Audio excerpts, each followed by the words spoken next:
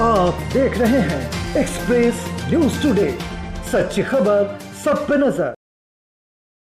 और अब वापस मैं आना चाहती हूँ स्मृति ईरानी के वक्तव्य पे, और उस वक्तव्य पे आना इसलिए जरूरी है क्योंकि आपको दिक्कत हो सकती है राहुल गांधी जी ने क्या कहा, लेकिन प्रत्यक्षम किम प्रमाणम, आज सरकार जो सदन में कर रही है वो इस बात का प्रमाण है कि लोकतंत्र क्षीण हो रहा है। आप चुने हुए सांसद का एक वक्तव्य है, उसमें से 18 चीजें एक्सपंज कर देते हैं क्योंकि मोदी और अडानी का नाम साथ में है। ये लोकतंत्र को कमजोर करना नहीं है। आप प्रतिपक्ष के नेता कांग्रेस के अध्यक्ष के बयान से नजर नहीं नजारों की बात करते हैं कि शेर को और तमामों चीजों को एक्सपंज कर देते हैं। ये लोकतंत्र का क्षीण होना नहीं है। अगर एक बेबाक पत्रकार सवाल पूछता है उत्तर प्रदेश में सड़कों की हालत पर, तो उनको गिरफ्तार कर लिया जाता है, और ऐसे तमाम उदाहरण है। ये लोकतंत्र का क्षीण होना नहीं है। चुनी हुई सरकारों को पैसे के बल पर, एजेंसियों के डर पे गिराना, ये लोकतंत्र को कमजोर नहीं करता है।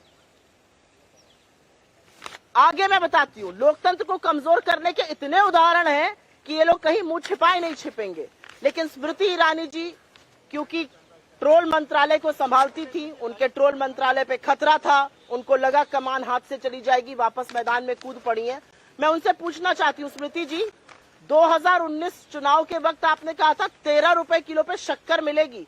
लोकतंत्र को भूल जाइए 2 मिनट, आइए चूल्हे चौके की बात कर लेते हैं। 13 रुपए की शक्कर देने का वादा किया था, 45 पर शक्कर मिल रही है। 400 रुपए के सिलेंडर पर बड़ा प्रदर्शन करती थी आप, आज वो सिलेंडर 1200 पर है। महिला सशक्तिकरण की बात करती थी, आप ही के एमएलए का लड़का एक लड़की का यौन शोषण करता है और उसकी हत्या कर देता है उत्तराखंड में, लीपापोती आपकी सरकार करती है, आप चुप रहती हैं। आपका विधायक दोषी पाया जाता है रेप का, आप चुप रहती हैं। आपके नेताओं के ऊपर यौन शोषण के आरोप रखते हैं, आप चुप रहती हैं।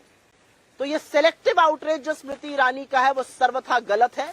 और मैं एक बात जरूर बोलना चाहती हूँ, उन्होंने एक शब्द बोला, टुकड़े टुकड़े गैंग।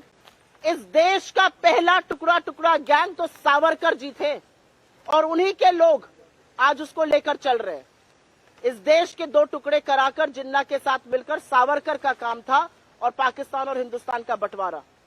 और यह सच है कि नरेंद्र मोदी जी आज भी वही काम कर रहे हैं। इस देश को भाषा के आधार पर, वेशभूषा के आधार पर, धर्म के आधार पर, जाति के आधार पर अगड़े को पिछड़े से लड़ाना, अगड़े को दलित से लड़ाना, हिंदू मुसलमान को लड़ाना। आपने तो मिजोरम और असम में गोलियां चलवाई हुई हैं, आपने कर्नाटक और महाराष्ट्र को भिड़ाया हुआ है।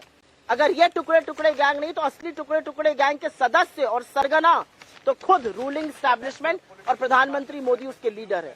मेरा अपना मानना है कि भारत के लोकतंत्र को बचाना हम सबका कर्तव्य है, मीडिया का कर्तव्य है। और भारत के लोकतंत्र की जिस तरह से धज्जियां सदन में और सदन के बाहर भारतीय जनता पार्टी उठा रही है, वो अपने आप में प्रमाण है कि किस तरह से लोकतंत्र कमजोर हो रहा है।